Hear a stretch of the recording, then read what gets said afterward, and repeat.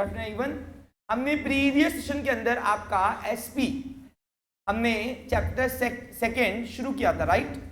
हम पोक सिस्टम में थे, हम लोगों ने एसपी का सेकेंड चैप्टर में हमने देखा ओन कैपिटल के सोर्सेज दो होते हैं, कौन कौन से? Share capital and retain earning, बराबर कि नहीं। अब शेयर कैपिटल किससे आता है? Of course a capital which is raise by the issue of shares, raise by the issue of share, उसको बोलते हैं शेयर कैपिटल। यानी ऐसा कैपिटल जो शेयर बेच के आता है उसको बोलते हैं शेयर कैपिटल।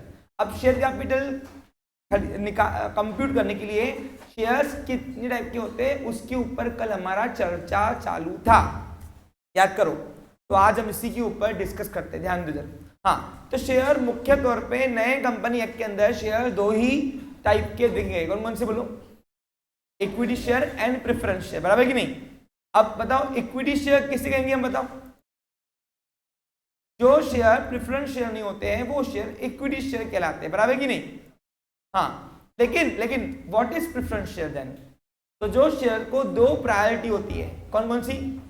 जब भी डिविडेंड बटा पहले उनको बटेगा, और जब भी कैपिटल वापस मिलने की नौबत आई। अब कैपिटल मालिक को वापस कब मिलता? जब दुकान बंद होती है, वाइंडिंग अप के वक्त। तो सबसे पहले इक्विटी के पहले ये खड़े रहेंगे, यानी सबसे पहले नहीं खड़े रहेंगे। हाँ, मेरे को दो। पहले कंपनी का लिक्विडेटर, हु इज लिक्विडेटर? जो कंपनी को वाइंडिंग अप करके देता है उसको बोलते हैं लिक्विडेटर, यानी वकील।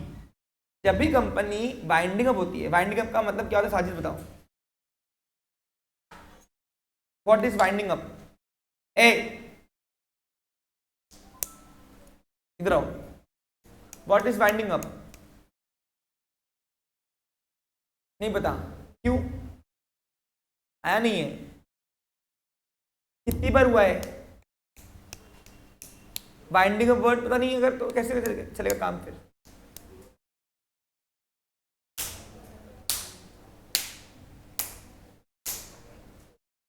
हाँ, आप बताओ, व्हाट इज बाइंडिंग अप?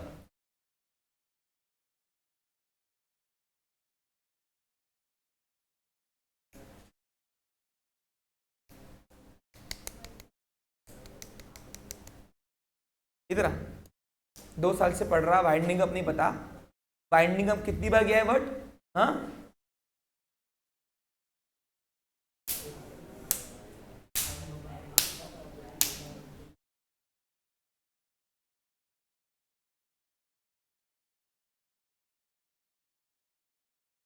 हाँ बोलो। यस, कंपनी का बंद होना। जब कंपनी बंद होती है उसको लॉ ने नाम दिया है वाइंडिंग अप, और उसी को अकाउंटिंग प्रोसेस में बोला गया लिक्विडेशन। क्या बोला गया उसको? तो जब कंपनी बंद होती है तो बंद होने के वक्त एक लिक्विडेटर हायर किया जाता है। Who is liquidator? एक वकील होता है जो कंपनी को लॉफुली बंद करके देता है। आपको समझ में आ रहा है कुछ तुमको? तो अब जब कंपनी का लिक्विडेटर कंपनी को वाइंडिंग अप करता है, तो वाइंडिंग अप की प्रोसेस कैसे होती है मैंने आपको डिस्कस किया हुआ है, याद करो। सबसे पहले क्या करता है लिक्विडेटर? सबसे पहले सारी एसिड्स बेचता है, उस एसिड्स को लिक्विड फॉर्म में यानी कैश फॉर्मेट में कन्वर्ट करता है, और फिर दुकान की सारी एसिड बेचने के बाद फिर वो बोलता है कि ये कर्जदारों लाइन से खड़े रहो। सबसे पहले खड़ा होता है फुल्ली सिक्योर क्रेडिटर। दूसरा, लिक्विडेटर अपनी लिक्विडेशन एक्सपेंस देता है, यानी क्या कि जो भी लिक्विडेशन के एक्सपेंस लगते होंगे उसको वो निकाल लेता है, यानी इन शॉर्ट कोर्ट कचहरी की खर्चे जो। हाँ, फिर उसके बाद थर्ड नंबर पे वो अपनी फीस लेता है। अब लिक्विडेटर 2 तरीके से फीस लेता है, एक तो एसिड बेचने पे, और दूसरा अनसिक्योर्ड की क्रेडिटर की पेमेंट करने पर। अभी आपको आगे के लिक्विडेशन प्रोसेस है आपको आगे, ओके। तो अभी फिलहाल मैं आपको लिक्विडेशन नहीं सिखा रहा, मैं आपको जस्ट पोक कर रहा हूँ, एक रिमाइंडर, जेंटल रिमाइंडर। उसके बाद वो पेमेंट करता है प्रेफरेंशियल क्रेडिटर्स की। Who is preferential creditors? जिनको लॉ ने प्रेफरेंशियल राइट्स दिए। अब सर प्रेफरेंशियल शेयर की बात कर रहे हो क्रेडिटर की? नहीं, प्रेफरेंशियल क्रेडिटर की बात कर रहा हूं मैं। क्रेडिटर यानी कर्जदार। कोई भी दुकान जब बंद होता है तो पहले कर्जदारों की पेमेंट होती है। किसकी होती है? फिर मालिक आखिरी में जो बचा बोलेगा ना, अरे भाई दुकान बंद करेंगे तो पहले बाहर वालों की पेमेंट करेंगे ना अपन, तो कॉमन सेंस से क्या है ये। तो प्रेफरेंशियल क्रेडिटर कौन होता है? जिसको लॉ ने प्रेफरेंस दिया कि सबसे पहले पेमेंट इनकी करो। तो प्रेफरेंशियल क्रेडिटर की पेमेंट होने के बाद फिर डिबेंचर होल्डर की पेमेंट होता है। फिर अनसिक्योरिटी की, यानी इन शॉर्ट बाहर का कर्जा पूरा निपटाने के बाद जब मालिकों की बारी आती है, मालिकों की देने की बारी, भाई हाँ कैपिटल बच गया है, अब मालिक को देना है, बाहर कर्जा निपट गया, पैसा बच गया है कैश, तो फिर उसमें पहला जो खड़ा रहेगा वो रहेगा प्रेफरेंस शेयर होल्डर, उसके बाद खड़ा रहेगा equity share holder. That's why इनको प्रेफरेंशियल राइट्स दिए, इसलिए इनको पहला खड़े करने का राइट है। अच्छा, अब इसका ड्रॉबैक भी क्या है कि इनको डिविडेंड भी फिक्स मिलेगा, इनको कैपिटल भी फिक्स मिलेगा, यानी जब कंपनी बंद होगी तो इनिशियल स्टेज में जितना भी उनका कैपिटल लगा हुआ होगा उतना ही उनको वापस मिलेगा। और डिविडेंड भी हर साल जो कंपनी प्रॉफिट बांटेगी इनका डिविडेंड फिक्स होता है, कितना भी प्रॉफिट एक्सेस रहे। तो इस तरीके से ऐसे शेयर्स जिनको दो प्रेफरेंशियल राइट्स दिए हैं, payment of dividend and repayment of capital eight A time of winding off the company, तो उस शेयर्स को हमने प्रेफरेंस शेयर नाम दिया। जनरली ऐसे शेयर्स में कोई इन्वेस्ट करना पसंद करता नहीं। मेरी बात सबको समझ में आ रही है अच्छे से, कोई डाउट तो नहीं है? हाँ, अब यहाँ पे हम बात करते हैं कि इक्विटी शेयर क्या है। तो इक्विटी शेयर यानी जो प्रेफरेंस शेयर नहीं है ना, जो रियल ओनर है, जिनका रेट फिक्स नहीं होता है डिविडेंड, जिनको कैपिटल पता नहीं कितना मिलेगा, जिनका डिविडेंड पता नहीं कितना मिलेगा, जो रियल ओनर है, जो सब राइट्स एंजॉय करते हैं लेकिन साथ में लॉसेस भी सफर करते हैं, यानी इन शॉर्ट रियल ओनर कौन है? कंपनी का इक्विटी शेयर। समझा आपको? क्लियर अच्छे से, कोई डाउट नहीं है? ओके, अब sir what is deferred share? पहले बताओ मेरे प्यारे बच्चों, क्या इक्विटी शेयर और प्रेफरेंस शेयर के बारे में समझ में आ गया? देखो मैं लैंग्वेज तो पढ़ाने वाला ही हूँ, यानी तीसरी बार फिर पढ़ोगे आप। देखो एक ही चीज अगर 3 बार पढ़ रहे हो उसके बाद भी नहीं आ रहा तो भैया मुझसे तो नहीं होने वाला कुछ भी, सॉरी। आ रहा आपको समझ में? आपको क्लियर? देखो आना ही चाहिए आपको, अगर एक चीज 3 बार टॉपिक हो रहा है तो। अब आप बताओ, इशू ऑफ शेयर जो पढ़ाया था अकाउंटिंग, तो इक्विटी शेयर प्रेफरेंस शेयर लिया था क्या? मैंने किया था, मैंने बकायदा पूरा डिविडेंड कैसे बढ़ता है सब दिखाया था, बकायदा करके दूंगा मैंने कैलकुलेशंस अभी। चलिए अब आते हैं what is deferred share. Deferred share law में एग्जिस्ट ही नहीं करता है, तो exactly what is deferred share? क्या आपके नोट्स में डेफर्ड शेयर का प्रोविजन है? एक बार निकालो, देखो एक बार।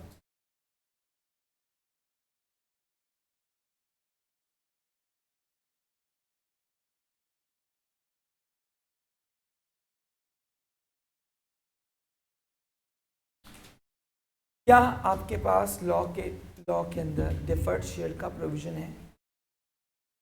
नहीं है? लिख के दिया ना मैंने आपको। इसको फाउंडर्स शेयर भी बोलते हैं, फ्यूचर शेयर्स। डेफर्ड मतलब क्या होता है? Deferred the word indication for future. छोटा सा पैराग्राफ दिया हुआ है, एक मिनट मुझे मैं नोट्स निकालता हूँ, पेज में बताइए पहला, सॉरी नोट्स निकालनी पड़ी। चैप्टर 2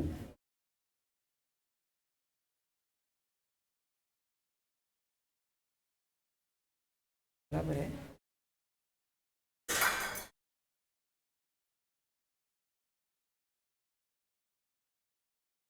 देखो अब मैं अगर डेफर्ड वर्ड की बात करता हूं, डेफर्ड वर्ड की, डेफर्ड का मतलब होता है फ्यूचर। ये क्या होता था पहले?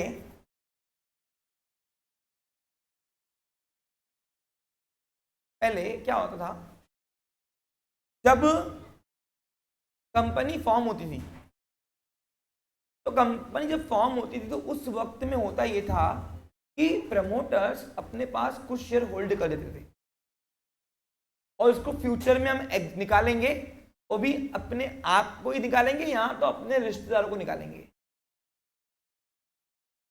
क्योंकि ये शेयर का कोई एग्जिस्टेंस है ही नहीं, ये और कुछ नहीं है, इट्स इक्विटी शेयर। लिखा हुआ देखो वहां पे क्या लिखा हुआ है? लेकिन इसके जो शेयर्स है इसका एग्जिस्टेंस हम अभी निकालेंगे नहीं, हम इसका एग्जिस्टेंस जब हमें लगेगा कि हाँ मुझे निकालना है तब हम निकालेंगे। वो भी किसको? ओनली प्रमोटर्स को या फाउंडर्स को या तो उनके रिश्तेदारों को। इससे होता क्या था? इससे ये होता था कि लोग इसका नाजायज फायदा लेने लगे। नाजायज यानी क्या भाई? फैमिली की कंपनी बन गई, तो कंपनी जब फैमिली चला रही पूरी, तो भैया फिर ये डेमोक्रेटिक मैनेजमेंट में कैसे चलेगा? क्योंकि कंपनी के अंदर मैनेजमेंट कैसे? डेमोक्रेटिक, यानी 1 शेयर 1 वोट। तो अगर सपोज फॉर एग्जांपल मैं फाउंडर हूँ, मैंने कंपनी को फॉर्म किया, पब्लिक कंपनी फॉर्म कर रहा हूँ या प्राइवेट कंपनी फॉर्म कर रहा हूँ, तो मैंने अगर सारे शेयर अपने ही रिश्तेदारों को दे दिया तो फैमिली की कंपनी होगी ना पूरी, लेकिन जो बाहर के इन्वेस्टर्स है उनका पार्टिसिपेशन एंटी मैनेजमेंट के अंदर रहेगा ही नहीं। इसीलिए इसको लॉ ने देखा कि नहीं इसका मिसयूज हो रहा है, इसलिए लॉ ने इसको प्रोहिबिट कर दिया। नए लॉ ने नहीं, पुराने लॉ ने प्रोहिबिट कर दिया अमेंडमेंट करके। तो 1956 एक्ट ने इसको प्रोहिबिट कर दिया, और 1956 एक्ट ने अगर प्रोहिबिट कर दिया उसको, 2013 ने उसको एग्जिस्ट ही नहीं किया। इसलिए 2013 के एक्ट में शेयर बोलते दो शेयर, इक्विटी और प्रेफरेंस, लेकिन इसका कोई एग्जिस्टेंस नहीं है। ये फाउंडर शेयर के, यानी फ्यूचर के लिए जब फाउंडर यानी प्रमोटर कौन होता है आपको पता है ना, जो कंपनी को फॉर्म करता है। प्रमोटर जब अपने खुद के लिए कुछ शेयर फ्यूचर में निकालने वाला होता है, वो पहले से ही रख देता है, तो उसको बोलते हैं preferred share. It just nothing, it's just equity share जो फ्यूचर में एग्जिस्ट होने वाले होते थे, लेकिन फ्यूचर इज अनसर्टन। तो इसलिए लॉ ने बोला ये काम रखो मत, ऐसा कुछ प्रोविजन रखो ही नहीं, तो लॉ ने इसको प्रोहिबिट कर दिया। क्लियर, समझा? अब हम बात करते हैं शेयर के दो ही टाइप है, इक्विटी एंड प्रेफरेंस। लेकिन प्रेफरेंस में भी अलग अलग खासियत है, और खासियत अलग अलग है तो उसके वेरिएशन हुआ, और वेरिएशन हुआ तो प्रेफरेंस के भी टाइप्स है। शेयर के दो टाइप्स, प्रेफरेंस इक्विटी, अब उसके भी टाइप्स है, तो वो हमें पढ़ना है, तो अब हम आते हैं टाइप्स ऑफ प्रेफरेंशियल पोक सिस्टम में। पहले पोक सिस्टम बात चालू है ना हमारी, पहले हम पूरा पोक सिस्टम पढ़ेंगे, उसके बाद हम जाएंगे लैंग्वेज सिस्टम के अंदर यानी रीड करने। ये मेरा तरीका है। चैप्टर नंबर 2 और 3 में मैं बिल्कुल भी जरा सी भी ढील छोड़ूंगा नहीं, क्योंकि पूरा एसपी अगर हम नोटिस करें तो चैप्टर 2 और चैप्टर 3 में ही समाया हुआ है, इसलिए ये आराम से जाएंगे। एक बार कंसेप्ट क्लियर हो गए तो फिर मुझे आगे आप खुद ही बोलोगे सर नहीं पोक सिस्टम में चलो, हमारा कंसेप्ट क्लियर है, फटाफट लैंग्वेज पढ़ाओ, टॉपिक पढ़ाओ, खत्म करो विषय। समझा आपको क्लियर अच्छे से? हाँ, अब देखो ध्यान दो, आप नोटिस करो जितने दिन में जितने पीरियड में बाकी ट्यूशन क्लास वाले पूरा एक चैप्टर खत्म करते हैं, उतने पीरियड में हमारा सब पोक सिस्टम खत्म होता है। आपको समझ रहा है क्वेश्चन को? बस इतना डिटेल कंसेप्ट देने के बाद भी मुझे रिजल्ट चाहिए, नहीं रहा तो फिर मेरे से पूरा कोई नहीं है। जब मैं तुम्हें अपना खून जला के तुमको पढ़ा रहा हूं, है ना, बराबर कि नहीं, तो तुम मुझे क्या दोगे? रिजल्ट क्या दोगे तुम मुझे? समझा? क्लियर? हाँ चलो, हाँ चलो शुरू करें, ध्यान दो। हाँ, तो अब आते हैं शेयर की कितने टाइप? दो, इक्विटी एंड प्रेफरेंस। अब प्रेफरेंस की कितने टाइप? तो प्रेफरेंस के 8 टाइप। अब इन 8 में अगर मैं बात करूं तो इन 8 में कॉमन 2 बातें खासियत सब में, बोलो क्या? Preference share holders have preferential rights in the payment of dividend and repayment of capital at the time of winding of the company। मैं फिर एक बात आपको देखो हिंट दे रहा हूं, कुछ मेरी बातों को एक एक वर्ड को ले लो, बहुत काम की बात है। अगर एक वर्ड छूटा तुम्हारे कंसेप्ट पूरे रह जाएंगे, इसलिए मेरी बातों को एक वर्ड को भी नहीं छोड़ना और माइंड डिस्ट्रैक्ट नहीं करना। मैंने आपको एक हिंट दिया, अभी क्या हिंट दिया कि प्रेफरेंस शेयर कंपनी जब निकालने को सोचेगी तो दूसरा ऑप्शन कंपनी ये सोचेगी प्रेफरेंस शेयर निकाल रहे, लेकिन कौन सा है क्या? लॉ ने कंपनी को ऑप्शन दिया है प्रेफरेंस शेयर के अंदर भी। अब सर कंपनी के सारे शेयर निकाल दिए? नहीं भैया, लॉ ने सिर्फ ऑप्शन दिया, उनको प्रोविजन दी हुई है। ये लॉ के अंदर प्रोविजन है कंपनी के लिए कि ये कंपनी अगर प्रेफरेंस शेयर निकालना चाहे तो निकाले भले, लेकिन उसमें भी कौन सा प्रेफरेंस शेयर, तो उसके लिए काफी वेरिएशन दिया है, उसको बोला गया है टाइप्स ऑफ प्रेफरेंस शेयर, जो 8 मार्क का आपको लॉन्ग आंसर में आ सकता है। देखो मैंने आपको भविष्य कर दी है, चैप्टर 2 या 3 में से एक क्वेश्चन 100% कितना? नो 99%, 100% आएगा लॉन्ग आंसर में। समझा के क्लियर? अब तुम्हारे ऊपर है, तुमको कितना लेना है लो, मैं तुमको पड़ोस के दे रहा हूं। तुम्हारा पेपर अभी से ही पढ़ाते वक्त ही तैयार कर देता हूं मैं तुम्हारा, कौन और आज तक मेरे एक्सपीरियंस में मेरे 10 साल 11 साल के एक्सपीरियंस में आज तक ऐसा कभी मेरा गैसिंग गलत नहीं गया, समझा? नहीं तो आप अपने सीनियर से पूछ सकते हो। और मैं कोई चीज़ झूठ नहीं बोलता, भले गलत, भले एक बार सही बोल के गलत लगने दूंगा किसी को भी, लेकिन कभी झूठ नहीं बोलता मैं, याद रखना ये।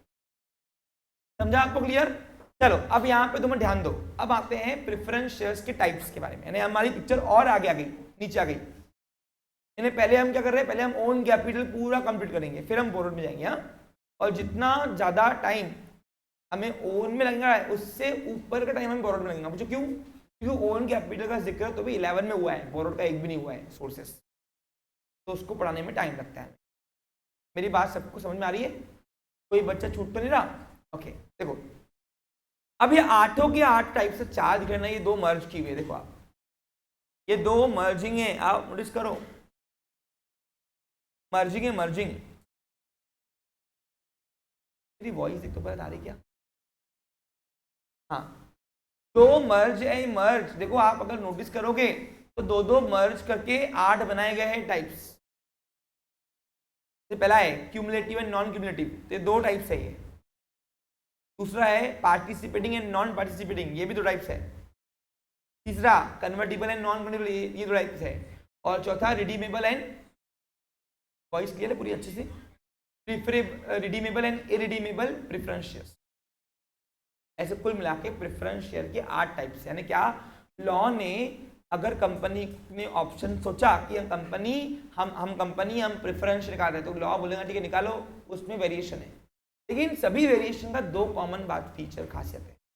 बोलो कौन सी? Preference share holder have preference share rights regarding the payment of dividend and repayment of capital at time of winding off the company. इसके अलावा प्लस में एक एक फीचर सबको अलग अलग देकर अलग अलग टाइप वेरिएशन दे दिया प्रेफरेंस शेयर के अंदर, जिसको बोला गया है टाइप्स या क्लासिफिकेशन ऑफ प्रेफरेंस। यानी आपने क्या सीखा, इन 8 फीचर्स, 8 शेयर्स के टाइप्स में 2 बातें सबके लिए कॉमन है। पूछो क्यों? क्योंकि ये 2 बातें प्रेफरेंस शेयर का इंडिकेशन है एक्चुअली। कौन सी 2 बातें? कि जब भी डिविडेंड बटा पहले उनको मिलेगा, और जब भी कैपिटल वापस देने की बारी आई पहले उनको मिलेगा इक्विटी के पहले, बराबर है कि नहीं? इसके अलावा भी अलग अलग फीचर्स दिए गए हैं, और उस अलग अलग फीचर लेके एक एक टाइप अलग अलग बना दिया, उसको बोला गया है वेरिएशन इन प्रेफरेंस शेयर्स, उसको नाम दिया टाइप्स ऑफ प्रेफरेंस। अब मैंने जो बोला स्टेटमेंट किसको किसको नहीं समझी? ठीक है, ठीक है, ठीक है। हाँ, अब मैं फिर से एक बार बोल रहा हूँ, सुनो। ये 8 टाइप्स आपको दिख रहे हैं नाम, ये किसके टाइप से बोलो? ये देखो गाड़ी आगे जा रही, दिख रहा है आपको? सबको दिख रहा होगा शायद से। ये 8 टाइप्स लॉ ने प्रोविजन दिया है कंपनी के लिए कि ये कंपनी चाहे तो प्रेफरेंस शेयर निकाल सकती, लेकिन कौन सा? अब कौन सा क्यों बोला? क्योंकि प्रेफरेंस शेयर में लॉ ने कंपनी के लिए काफी ज्यादा वेरिएशन दिया है। वेरिएशन का मतलब क्या होता है? ऑप्शंस, यानी ऑप्शन दिया है लॉ ने कि भाई एक कंपनी चाहे तो प्रेफरेंस शेयर निकाल सकती है, लेकिन उसमें भी अलग अलग फीचर वाले प्रेफरेंस शेयर है लॉ के, कंपनी के पास ऑप्शन, उसमें से कोई भी उठा के एक आधा निकाल लो और पैसा ले लो कैपिटल। लेकिन इन 8 की 8 में 2 कॉमन बातें हैं। कौन कौन सी? कि प्रेफरेंस शेयर कोई भी रहे, चाहे ये इधर का रहे, चाहे इधर का रहे, चाहे इधर का रहे, चाहे इधर का रहे, प्रेफरेंस शेयर्स को 2 राइट्स है। कौन से? जब डिविडेंड बटा तो पहले इनको बटेगा, और अगर जब कैपिटल वापस देने की बारी आई तो पहले इनको मिलेगा, लेकिन फिक्स क्या रहेगा? डिविडेंड भी फिक्स रहेगा कितना देना है, और कैपिटल भी फिक्स रहेगा जितना उन्होंने दिया था इन्वेस्टमेंट। यहां तक समझ में आया? इसके अलावा इन सबको एक एक और खासियत दी गई है, और एक खासियत दी गई है, एक एक खासियत। तो खासियत सबको एक जैसी नहीं है, इसलिए उनमें वेरिएशन डाल दिया और उसको नाम दिया टाइप्स ऑफ। यानी आपने क्या सीखा? 2 बातें सब में कॉमन रहेंगी, इसके अलावा प्लस में एक एक बात सबको अलग अलग है। क्या है वो? एक एक बात हमको समझना है, तब सीख गए तुम टाइप्स ऑफ प्रेफरेंस शेयर। तो वो एक एक बात नहीं कौन सी है, न्यू तो हमें पढ़ना है। चलो, तो पहला आता है cumulative preference shares. What is cumulative preference shares? Cumulative preference shares are those shares whose, if dividend is not paid, get accumulated and paid out of future profits. समझा कुछ नहीं? But fix rate, but at fix rate. सुनो, cumulative का मतलब होता है जमा करना. क्यूमुलेट जमा करना, अक्यूमुलेट बोलते ना. हाँ. If the company does not declare dividend in current year, if you have cumulative preference share, your dividend cannot get lapsed. Your dividend get accumulated and paid in future profit. समझा कुछ? देखो, what is cumulative? जब भी company dividend बांटेगी, company dividend कब बांटती बताओ? जब profit हुआ. Share के ऊपर कंपनी बंधी हुई है कि डिविडेंड देंगी? नहीं भाई, कंपनी को प्रॉफिट हुआ तो डिविडेंड देगी, नहीं हुआ तो नहीं देगी. लॉस में क्या डिविडेंड बराबर कि नहीं? तो जब भी कंपनी डिविडेंड देने की बारी आती है तो पहले किसको मिलता है? प्रेफरेंस को, और फिर इक्विटी को, बराबर कि नहीं? लेकिन अगर सपोज कोई ईयर में कंपनी को लॉस हुआ और अगर कंपनी ने आप सभी कहने, आप सब शेयर होल्डर मान के चलो, मैं कंपनी डायरेक्टर हूं, आप सभी को कंपनी ने प्रेफरेंस शेयर दिया, और प्रेफरेंस शेयर में कौन सा दिया? क्यूमुलेटिव प्रेफरेंस शेयर दिया. तो उस साल रोना नहीं. पूछो क्यों? क्योंकि अगर तुम्हारे पास क्यूमुलेटिव प्रेफरेंस शेयर खासियत वाला प्रेफरेंस शेयर है तो तुम्हारा डिविडेंड कोई भी साल का लैप नहीं होगा, जाएगा नहीं. पहले लॉस भी क्यों ना हुआ, ये साल नहीं देगी, लेकिन नेक्स्ट ईयर यदि प्रॉफिट हुआ तुमको उसमें से उठा के पहले डिविडेंड देंगी पास का, फिर करंट का देगी. एग्जाम्पल दूं? देखो अब तुमको समझा रहा हूं. देखो सपोज फॉर एग्जाम्पल क्या हुआ, I am a director of A company. कौन हूं मैं? तुम सब मेरे शेयर होल्डर. कौन से share holder? Cumulative preference share holder. कौन हो गए? Cumulative preference share holder. देखो मैं आपको बताऊं, एक बार आपने कंसेप्ट समझ लिया ना, आपको लिखने में इतना आसान जाएगा, पूछो ही नहीं. इसलिए मैं फोकस सिर्फ पहले करता हूं कंसेप्ट पे. हाँ देखो, और ऐसी पोक सिस्टम में कोई बात नहीं रहेगी जो आपको लैंग्वेज पढ़ते वक्त मिलेंगी, कुछ नहीं मिलेगा ऐसा.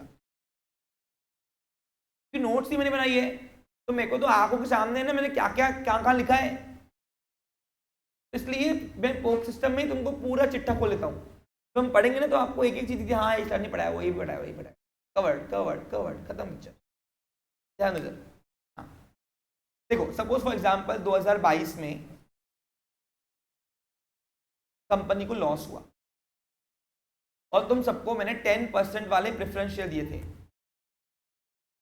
कितने थे ये? 10% क्या है उनका? Dividend rate. कितने इशू किए थे? सपोज मैंने सबको मिलाकर 1000 शेयर इशू किए थे. एक शेयर की फेस वैल्यू 100 रुपए. ऐसे कुल मिला कितने होते? चलो 5% करते, 5%, 5% नहीं 12% करते. Okay clear? अब 12% आपका ये रेट ऑफ डिविडेंड है. क्या है उसका?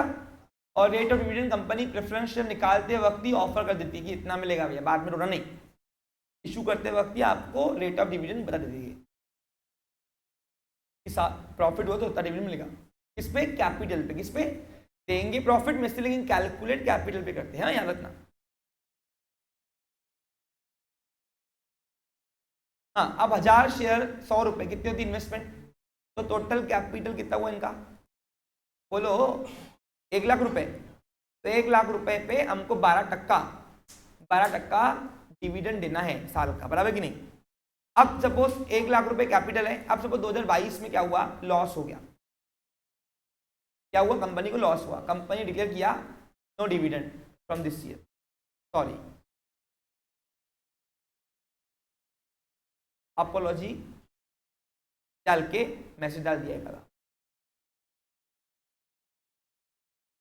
अब तुम सब अगर शेयर होल्डर हो, कौन से? क्यूमुलेटिव प्रेफरेंस शेयर होल्डर, तो तुम्हारा ये साल का डिविडेंड लैप नहीं हुआ, गया नहीं. बाकी सब रोएंगे, लेकिन तुम लोग अंदर मन में तो लड्डू फूटेंगे. पूछो क्यों? अगले साल डबल मिलेगा। अब देखो 2022 में लॉस हुआ, क्या हुआ? अब बताओ डिविडेंड रेट कितना है? 12%। किस पे निकलता है? कैपिटल पे। तो 1 लाख की लागत पे 12% कितना होता? 12,000 रुपए। यानी 12,000 रुपए तुम सबको मुझे मिलाकर डिविडेंड देना है, बराबर कि नहीं? अरे बराबर कि नहीं? अब 2022 में तो मैं डिविडेंड नहीं दे पाया ये 12,000 रुपए, लेकिन 2023 में जैसे ही प्रॉफिट हुआ, जैसे ही प्रॉफिट, सपोज एग्जांपल 2023 में मेरे को कंपनी को 5 लाख रुपए प्रॉफिट हुआ, कितना हुआ? क्या अमाउंट ऑफ प्रॉफिट है यहाँ। तो सबसे पहले क्या करेंगे, कंपनी तुम्हारा 2022 का डिविडेंड प्रेफरेंस शेयर होल्डर को, क्यूमुलेटिव वाले को 12,000 रुपए दे देंगी इसमें से, प्लस 2023 का भी डिविडेंड कितना? 12,000 रुपए दे देगी। और बाकी अब 5 लाख में से ये प्रॉफिट नहीं है, ये डिस्ट्रीब्यूटिव प्रॉफिट है ना, इतना काट चढ़ के बचा। अरे नेट प्रॉफिट में से पहले रिजर्व कटता है, इनकम टैक्स कटता है, याद है ना आपको? वो लंबी पिक्चर मैंने आपको सिखाई हुई है डिविडेंड के तौर पे, याद करो। तो उसमें से ये डिविडेंड जो है डिस्ट्रीब्यूटिव प्रॉफिट है। ये सपोज कंपनी को 5 लाख रुपए बांटना है, तो सबसे पहले क्या करेगी, क्यूमुलेटिव डिविडेंड का, पिछले साल का डिविडेंड जो है वो प्लस करंट का डिविडेंड तुमको मिल जाएगा। ऐसे 24,000 रुपये माइनस करो, कितना आएगा? 4,76,000 रुपीज ये डिविडेंड बाकी इक्विटी के पास जाएगा। अब 2022 का सर इक्विटी शेयर का डिविडेंड कहाँ गया? नहीं मिला उनको, समझा आपको क्लियर? अब सपोज कंपनी को 2023 में 5 लाख ना होते हुए डिस्ट्रीब्यूटर प्रॉफिट 1 लाख रुपए बचाए, तो भी कंपनी पहले 24,000 रुपये तुम्हारा काट के बाकी कितना बचेगा?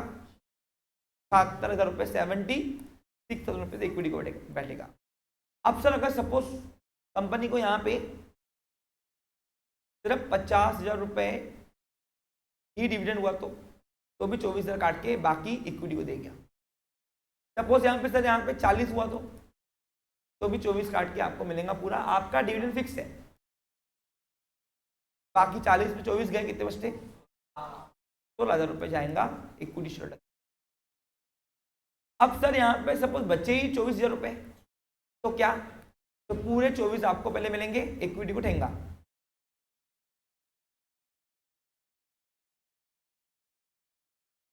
अब अगर सपोज यहाँ बचा ही 20,000 रुपये, तो 20,000 बोलेंगे बच्चों तुम रखो पहले इक्विटी, मतलब क्यूमुलेटिव प्रेफरेंस शेयर को, बाकी 4,000 रुपये तुम्हारे जमा रहेंगे, अगले से लेना। तुम्हारे 24 बन रहे हैं यहाँ पे, यानी तुम्हारा डिविडेंड कहीं लैप नहीं, कोई भी साल का लैप नहीं होता है। फायदा है, घाटा?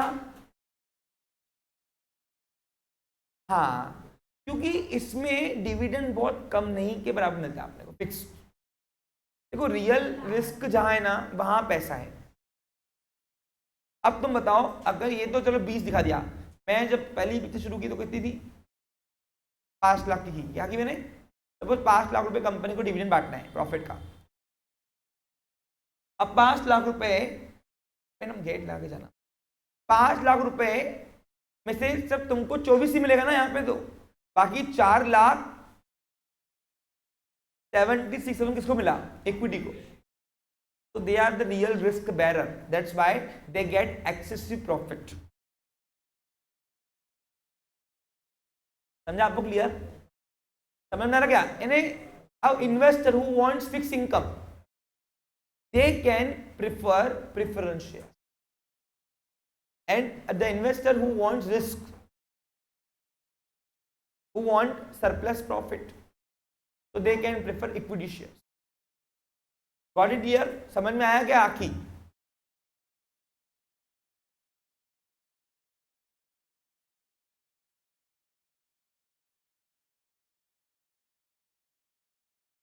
बराबर है। कौन से? ओनली क्यूमुलेटिव वालों को। कौन से? ओनली, हाँ, बाकी शेयर को तो मिलेगा। अब बाकी प्रेफरेंस शेयर का डिविडेंड ना वो मिलेगा उनको। अब ये अलग बात है कि डिविडेंड क्यूमुलेटिव प्रेफरेंस शेयर पहले कंपनी निकाले तो सही, लॉ ने सिर्फ उनको ऑप्शन दिए हुए हैं। क्या दिए उनको? जनरल स्टॉक्स पे 99% कंपनियां इक्विटी शेयर ही निकालती, प्रेफरेंस शेयर निकालती नहीं। वो तुम्हारे बुक में सिर्फ देने के लिए दिया हुआ है बस। जो शेयर मार्केट चलता है वो इक्विटी शेयर चलता है, प्रेफरेंस में नहीं। पूछो क्यों? उसका भाव बदलता ही नहीं ना। अरे 100 रुपए इन्वेस्ट के 100 ही मिलेंगे, लेकिन इक्विटी का 100 का शेयर 10,000 का भी जाता, 20,000 का जाता। आज अगर MRF का देखोगे, टायर का कंपनी का, तो 20,000 25,000 का जब एक शेयर का भाव चल रहा, 1 लाख रुपए का। अब 10 रुपए में जो खरीदा होगा आज 1 लाख मिल रहा है उसको, इतना रिटर्न कौन देगा? ये प्रेफरेंस शेयर इतना नहीं है। अगर 10 MRF जब बना था कंपनी, उस समय अगर प्रेफरेंस शेयर किसी खरीदा होता तो आज 10 का 10 ही होता था उसको। लेकिन इक्विटी का क्या होता है? 10 का शेयर 1000 का मिलता है, 10 का शेयर 10,000 का मिलता है, 10 का शेयर 1 लाख का भी बिकता है। तो ये रियल रिस्क बेरर की इंडिकेशन है स्टॉक मार्केट। तुमको सबको समझ आ रहा है अच्छे से? पक्का? तो क्यूमुलेटिव प्रेफरेंस शेयर यानी कौन सा बताओ? जो प्रेफरेंस शेयर का डिविडेंड अगर कोई साल में नहीं दे पाई कंपनी, तो उस साल का डिविडेंड गया नहीं, उसको अगले साल मिलेगा। अब नॉन क्यूमुलेटिव प्रेफरेंस शेयर उसका उल्टा, सिंपल, एक सीख लो, दूसरा अपने आप में मुफ्त में आता, मुफ्त में। अब बताओ नॉन क्यूमुलेटिव प्रेफरेंस शेयर किसको कहेंगे? आप बताओ चलो। अगर कोई साल में डिविडेंड नहीं मिला तो उसका डिविडेंड गया, उसका डिविडेंड जमा नहीं होगा, हो गया, उसको बोलेंगे नॉन क्यूमुलेटिव प्रेफरेंस शेयर। अगर तुम सबके पास नॉन क्यूमुलेटिव प्रेफरेंस शेयर होता था और 2022 में कंपनी लॉस में आती थी, डिविडेंड नहीं बढ़ती थी, तो तुमको सिर्फ, और 2023 में कंपनी प्रॉफिट में आई तो तुमको 2022 का डिविडेंड नहीं मिलेगा, आपको ओनली 2023 का ही डिविडेंड मिलेगा, वो भी फिक्स। डिविडेंड अमाउंट हम देते प्रॉफिट में से, लेकिन कैलकुलेट उनके कैपिटल से होता है। समझा क्या? क्लियर? कोई डाउट नहीं है? ओके। अब 2 टाइप मैंने पढ़ा दिए, नेक्स्ट पे आते हैं। Participating and non participating preference share क्या होता है? सुनो,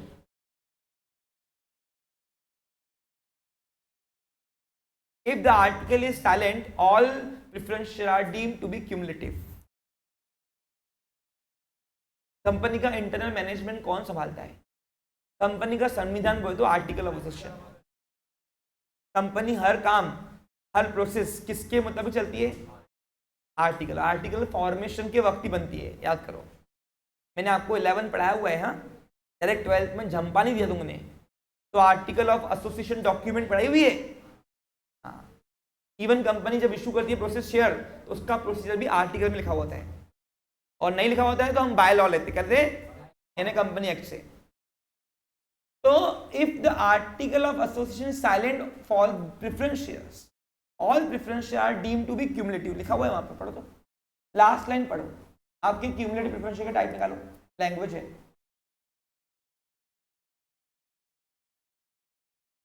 मेरी लैंग्वेज सबको समझ में आ रही है ना? मेरी टंग तो स्लिप नहीं हो रही ना? पक्का? तो एक्चुअली क्या हो रहा है, मेरे को ना टंग में अल्सर इशू है, अल्सर। बट ठीक है, हाँ। If article of association is silent, all preference share are deemed to be cumulative preference share.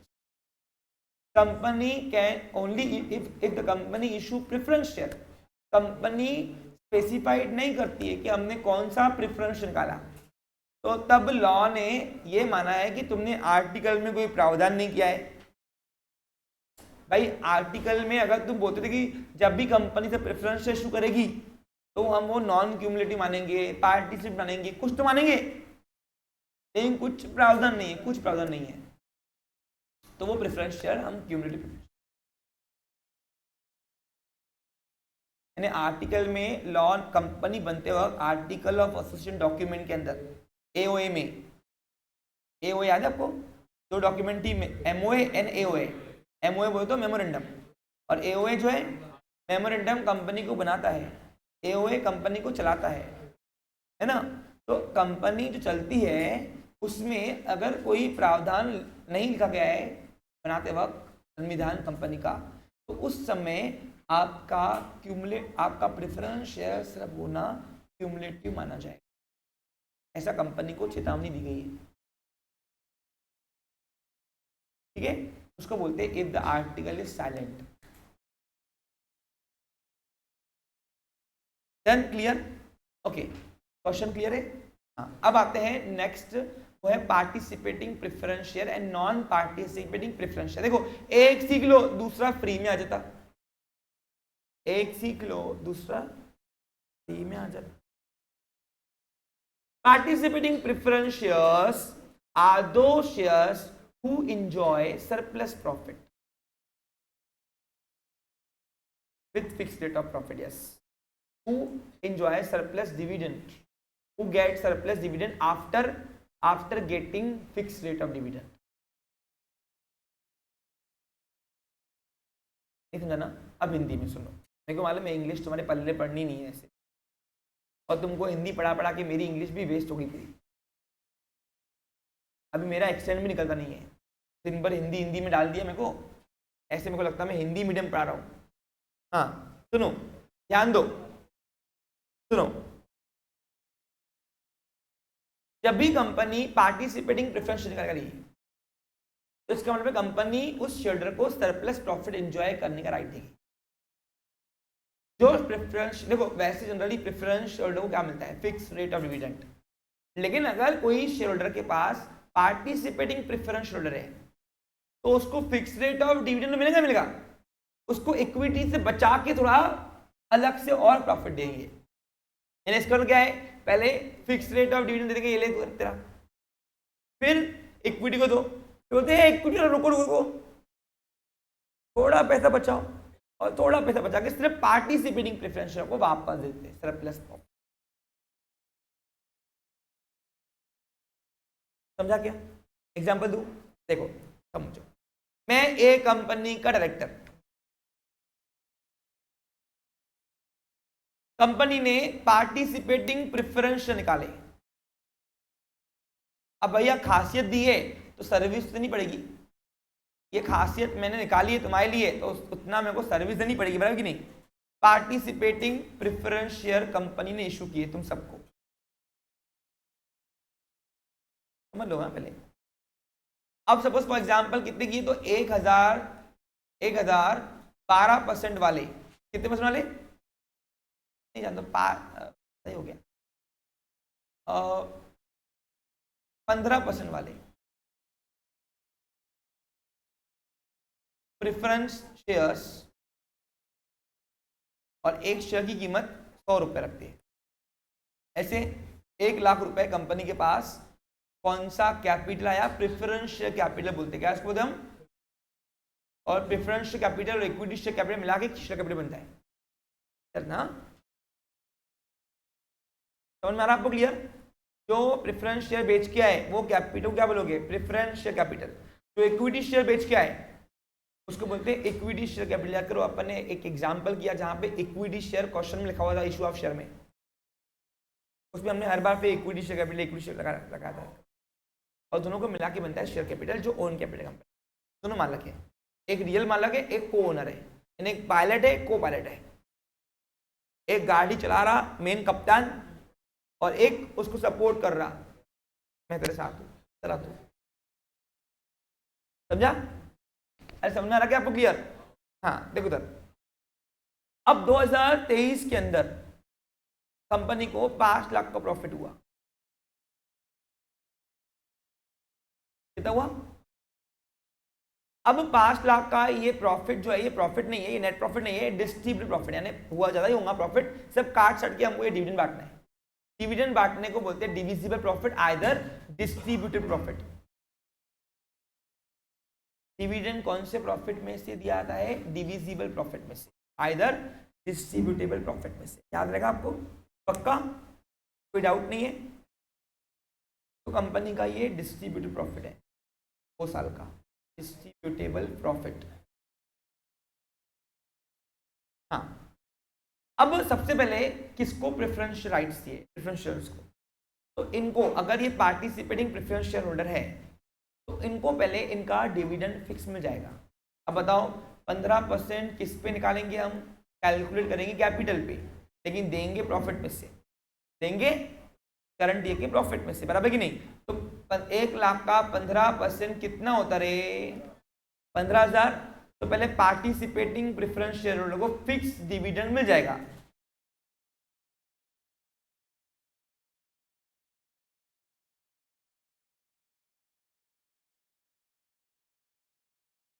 15,000 रुपये इनको दे दो, बाकी बचा कितना, 4,85,000 बचे। ये इक्विटी को जाना चाहिए, तो इक्विटी को बोलते हैं इक्विटी शेयर होल्डर वालों, सुनो मेरे प्यारे होल्डर्स, ओनर्स, रियल ओनर्स, ये पूरा मत लेना अभी तुमने, इसमें से काम करना, इसमें से एक काम करना, तुम 4,50,000 रख लो, 35,000 में वापस तुम्हारे बाद इनको अलग से दूंगा। तो क्या करेंगे, 4,50,000 रुपये डिविडेंड देंगे इक्विटी को, देंगे। अरे तुमको समझ में आ रहा क्या? तो यहाँ पे मान के चलो इक्विटी शेयरहोल्डर को हम डिविडेंड देंगे 4,50,000, बाकी बचा कितना, 35,000 रुपये।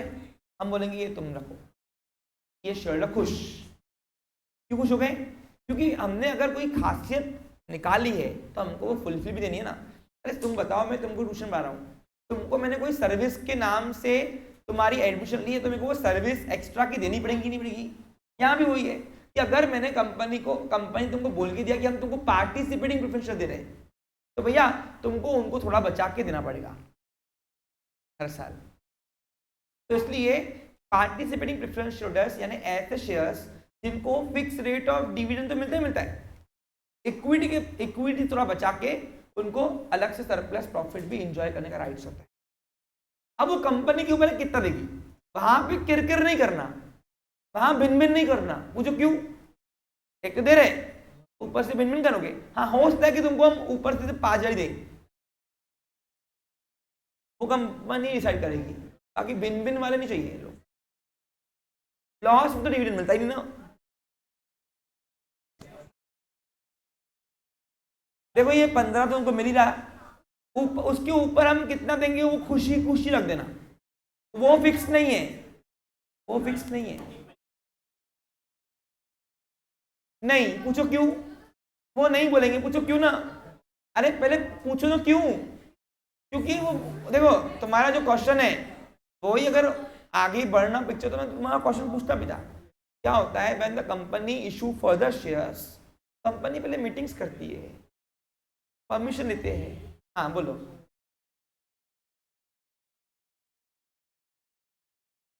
अभी क्यूमुलेटिव चल रहा ही नहीं है। हाँ अभी पार्टिसिपेंट चल रहा है, ये अलग फीचर हो गया ना। हाँ बोलो। हाँ देखो, आप क्यूमुलेटिव को और पार्टिसिपेंट मिक्स मत करो, दोनों का फीचर अलग अलग है। देखो आप नोटिस करो, अगर आप नोटिस करोगे दोनों का खासियत अलग अलग है। इसको सरप्लस प्रॉफिट एंजॉय करने का राइट है, उसका डिविडेंड लैप नहीं होता, उसको कोई सरप्लस प्रॉफिट नहीं मिलता। अरे तुमको समझ में आ रहा क्या?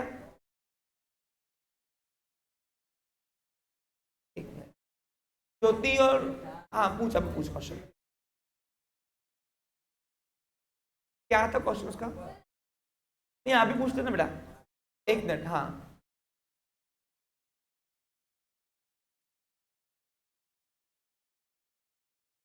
कुछ नहीं मिलेगा, टाटा बाय बाय उस साल का डिविडेंड।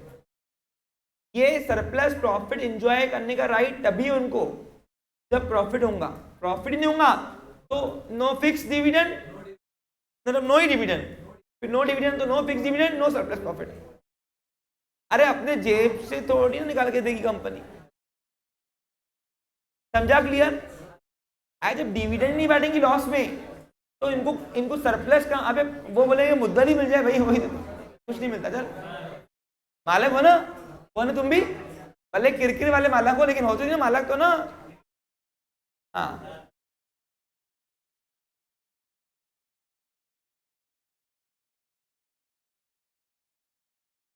थोड़ा बच्चा के देना पड़ेगा। पूछो क्यों? अगर मैं कोई खासियत दे रहा हूं बना के, खासियत तुमको बोल के दे रहा हूं, तो थोड़ा बहुत तो वो खासियत की सर्विस देनी पड़ेगी ना मेरे को, समझा? देखो कुछ, अरे आ रहा क्या तुम समझ में? ऐसा